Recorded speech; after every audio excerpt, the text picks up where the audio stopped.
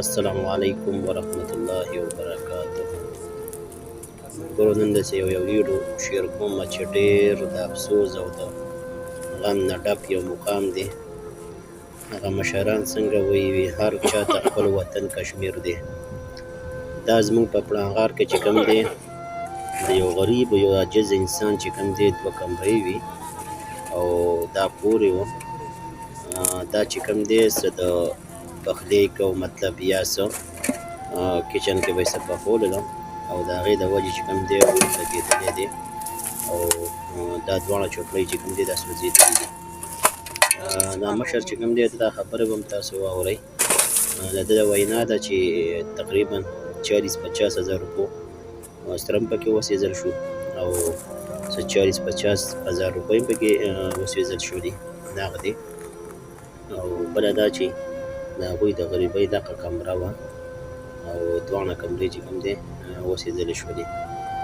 ډېر زیات پرې خفه شو، ډېر زیات پرې بېسوره شو، ولې چې د غریب بل اسره نشته دی او دلته کې پاتې کېده دیوړي کوي، دیوړي مار دی او نور صحیح سوس هم نشته دی. نو چې څومره هم کېدی شي او څومره ملګري هم دي د الله د رضا دپاره چې کوم دی نو څه ناڅه امداد ورسره وکړئ. دې مشر دا خبرې را سره واورئ چې دا څه وایي. ټول را سره واورئ دا خبرې. ماما دلته پاتې کېدې؟ او دلته پاتې کېدم. دې کې څه وشو؟ دې کې سره وشو درګور 15,000 روپو به یا 15,000 روپو لږ ستر دي او 40,000 روپۍ وشو. 40,000 روپۍ. دلته ته څه کار کوې؟ دلته زه بری وم، د بری مزدوري کوم اعظم خان مې او دا 2 کوټې وې؟ دا 2 کوټې وې، یو دغه خوا چای او ځای و. دا اور یې څه نه واغوستو؟ دا اوس چای بندې کړی و.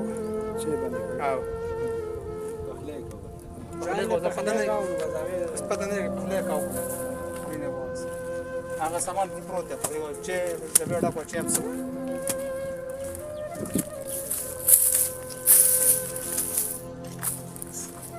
د الله د رضا لپاره ورسره څه ناڅه امداد وکړئ او ویډیو د الله د رضا لپاره مخکې شیر کړئ. څه پته لګي ستاسو په یو شیر ورسره امداد وشي. څوک خوښ شوي را خوښ شوي نه دي څه یو خوښ شوي نه دي